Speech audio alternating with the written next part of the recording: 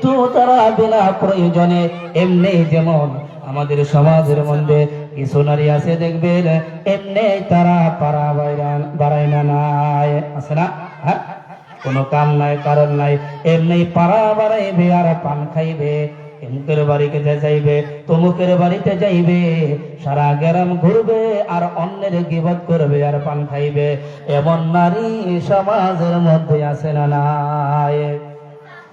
বিশ্বনবী জনাবে মুহাম্মদুর রাসূলুল্লাহ সাল্লাল্লাহু আলাইহি ওয়াসাল্লাম জানাইয়া দেয়, ও নারীরা, তোমরা বেপরদা হইয়া তোমরা বিনা প্রয়োজনে, প্রয়োজন ছাড়া তোমরা বাহিরে যাইতে পারবা না।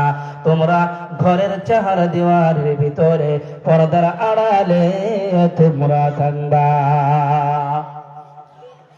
বন্ধুগণ আমার, এবার মা বললেন মনের মধ্যে আরেকটি প্রশ্ন হতে পারে, ও হুজুর, আমরা সদা সর্বদাই আমরা পর্দার আড়ালে থাকবো, তাহলে তো আমরা জেলখানার কয়েদিদের মতন, বন্দীদের মতন আমাদের আবদ্ধ হয়ে থাকতে হবে।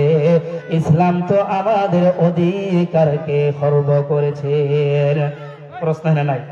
হ্যাঁ, পুরুষরা প্রয়োজন হলেও বাহিরে যেতে পারবে, প্রয়োজন না হলেও বাহিরে যেতে পারবে।